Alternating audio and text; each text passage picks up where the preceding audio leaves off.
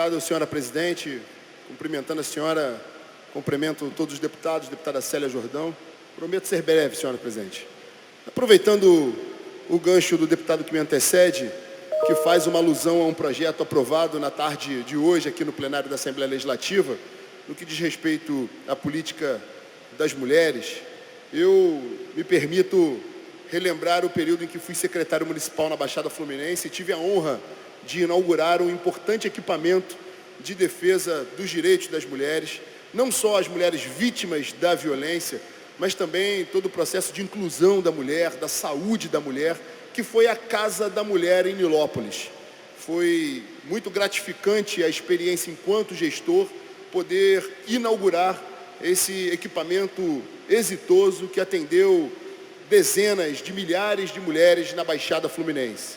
Então, também faço aqui um adendo importante, tenho alguns projetos de leis protocolados no sentido de facilitar, de dar mais agilidade, celeridade ao trabalho da atividade policial, da polícia judiciária, no que diz respeito, por exemplo, à notificação daquele agressor que é alvo, é objeto de uma medida restritiva e que muitas vezes não recebe, face à burocracia, face à falta de celeridade, ele não recebe a notificação de uma medida que deveria ser uma medida de urgência.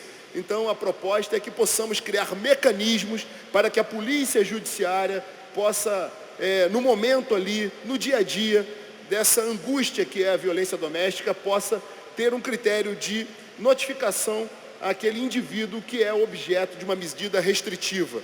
Nessa mesma linha, algumas medidas são importantes e também objeto de projetos de lei apresentado pelo meu mandato, no sentido de, por exemplo, facilitar, dar celeridade à autoridade policial na comunicação, na interação com os bancos, por exemplo, nos casos de fraude. Muito comum hoje em dia, por exemplo, os boletos falsos e que geram muita dor de cabeça, muitos prejuízos e que cada vez mais se impõe a necessidade de uma maior velocidade da resposta dos bancos à autoridade policial, por exemplo. Nessa mesma linha, senhora presidente, é importante deixar claro que eu tenho convicção que sou um dos mais fiéis defensores das pautas que me fizeram chegar à Assembleia Legislativa. E aí eu resumo essas pautas, a pautas também que tenho a honra de ter o meu irmão na Câmara Municipal, o vereador Dr. Rogério Amorim, também fiel nesses 2 meses de trabalho, extremamente fiel, as pautas, sobretudo as pautas conservadoras, que nos faz aqui combater de forma democrática, muitas vezes enfática, com muita força, mas sobretudo com muita democracia, combater ideias. A Assembleia Legislativa sente falta, há muito tempo, desse embate ideológico. Então, as pautas conservadoras que nos impõem um combate permanente sobre as teses que vão contra a preservação da vida, que defendem a droga, que defendem o aborto, são objetos de ações ideológicas que têm a nossa fidelidade. Por exemplo, aberrações hoje comuns na sociedade, e tive a surpresa ontem de os clássicos da literatura infantil serem transformados, as personagens da literatura infantil serem transformadas, como, por exemplo, pasmem, o Capitão América se transformou numa bicha translocada. Então não podemos admitir esse tipo de atitude, e aí nos impõe um embate, sem dúvida nenhuma, um embate no campo ideológico. Porém, no que diz respeito à menor intervenção do Estado na economia, a maior liberação, liberdade para o indivíduo, liberdade para o empreendedor, eu dou, por exemplo, um decreto da Prefeitura do Rio de Janeiro ontem, que cria regras para o transporte por aplicativo.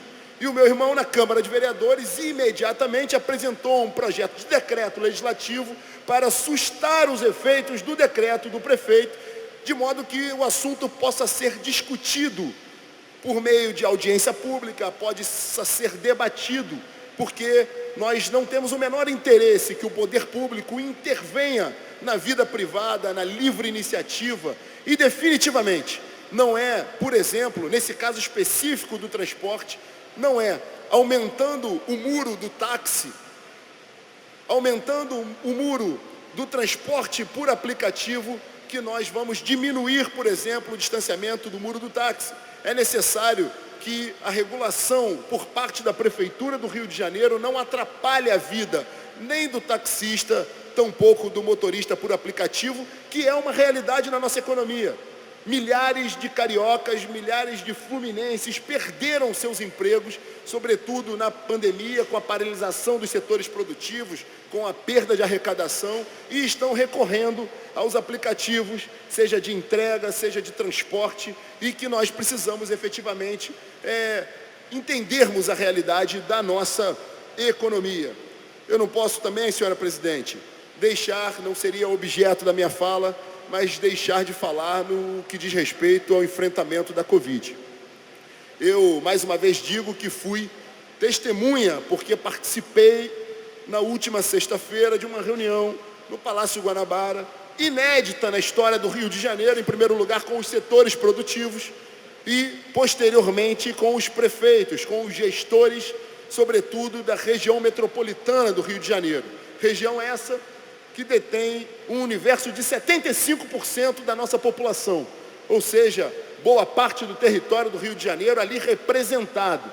E numa atitude de extrema coerência do senhor governador, foram discutidos, primeiro, os critérios de paralisação de alguns setores, critérios de restrição, de modo que possamos, sim, enfrentar, obviamente, a perda de vidas. Nós perdemos 2 colegas aqui nessa casa, inúmeros familiares, servidores dessa casa também perderam a vida, e nós precisamos sim, em primeiro lugar, tentarmos lutar contra a perda de vidas alarmante no Brasil e no Rio de Janeiro. Agora também não podemos esquecer de combater as mazelas oriundas da paralisação da nossa economia, que por consequência também implicam na perda de vidas. Então, quero dizer que não há fórmula mágica. É uma pandemia inédita para a nossa geração no mundo.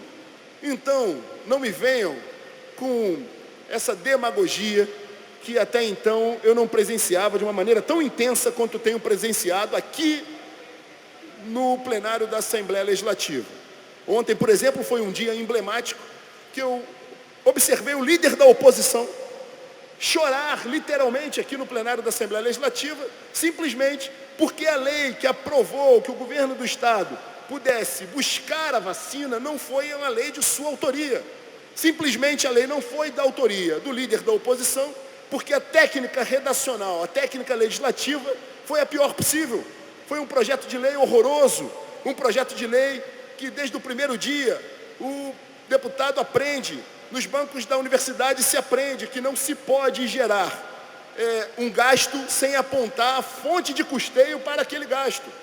Então, não me venham com chororô, não me venham com essa demagogia barata, não me venham querer politizar, e não tem essa de politizar para o bem ou politizar para o mal.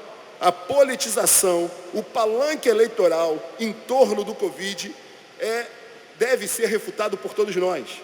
Evidentemente, nós temos um plano nacional de imunização. Desde que o mundo é mundo, o Ministério da Saúde faz a programação da vacinação no Brasil. Os entes federativos, estados e municípios aderem a esse plano. Por que seria diferente? Por que no caso da Covid seria diferente? Está aí um exemplo. O governador calça apertada lá em São Paulo, que até bem pouco tempo atrás era rival de vossas excelências, agora virou o herói de vossas excelências. E está o exemplo. São Paulo não imunizou nem 5% da sua população. O Rio de Janeiro tem trabalhado em comum acordo com os municípios da região metropolitana, aderiu sim e deve aderir ao Plano Nacional de Imunização e promover, não a fórmula mágica, porque essa não existe, mas promover a atenção integral à saúde pública, cuidar dos fluminenses, e definitivamente isso tem acontecido. Então, não permitirei, enquanto aqui estiver, seja por quem for, pode ser pelo líder da oposição, pode ser por qualquer outro partido, não permitirei essa politização, esse palanque, que aliás é bem típico de vossas excelências, usarem a catástrofe, a tragédia, a desgraça, o cadáver como palanque eleitoral. Não permitirei que isso ocorra. Lembro que até bem pouco tempo, por ocasião ainda das eleições de 2018, participei de um debate num ambiente universitário com o hoje líder da oposição e disse de forma bem clara, em alto e em bom som: vocês terão dias muito difíceis para as bravatas e para a demagogia e para a defesa dessas pautas tão repugnantes enquanto eu estiver aqui na Assembleia Legislativa. E aí, por óbvio, eu não posso deixar de me manifestar no que diz respeito aos ataques infundados e covardes, mais uma vez demagógicos, por conta deste mesmo grupo, a nossa polícia, a última fronteira com o caos, nessa insistência de uma narrativa de que a polícia é sempre vilã. Não é de outro grupo a fotografia de um deputado federal regozijando, sapateando na cara da população do Rio de Janeiro, abraçadinho, aos sorrisos, festejando ao lado dos piores traficantes do Rio de Janeiro. Não é a hipocrisia e o silêncio quando um avô tem a sua neta atropelada por um ganso dentro da favela da Maré, que infelizmente levou a tantos e tantas dessa oposição ao poder, dessa esquerda ao poder, dentro da favela da Maré, e eu só escuto o silêncio de Vossas Excelências. Então, não vou admitir que falem mal da Polícia Militar do Estado do Rio de Janeiro aqui dentro, que é a instituição que mais corta na carne. Não admitirei que a política de segurança pública seja ultrajada nessa casa, como, por exemplo, percebam isso, uma vereadora desse mesmo partido, ela posta em suas redes sociais esse absurdo: favela não se cala, o diabo veste farda. E aqui fica uma indagação: Vossas Excelências realmente acham que o diabo veste farda? Vossas Excelências realmente conseguem imaginar uma sociedade sem a presença policial? Vossas Excelências, que hoje se configuram como os inimigos da vacinação no Rio de Janeiro, conseguem imaginar uma favela em que, por exemplo, no último final de semana nós tivemos inúmeros bailes, todos clandestinos, todos com traficantes que Vossas Excelências adoram abraçar e se regozijam ao lado deles, que adoram defender esses traficantes empunhando armas de guerra? E aí vem falar do caveirão da Polícia Militar? Esses traficantes com armas de guerra dançando aos milhares e milhares e milhares aglomerados até altas horas da manhã. E aí percebo mais uma vez o silêncio de Vossas Excelências. Então, não admitirei hipocrisia, não admitirei demagogia e tampouco que se ultraje a nossa gloriosa Polícia Militar do Estado do Rio de Janeiro, que tem feito o seu trabalho com maestria. Aliás, já deixo claro, eu sou absolutamente favorável ao retorno da gratificação faroeste para aquele policial que exterminar mais gansos, mais bandidos que Vossas Excelências insistem covardemente em defender. Muito obrigado, senhor presidente.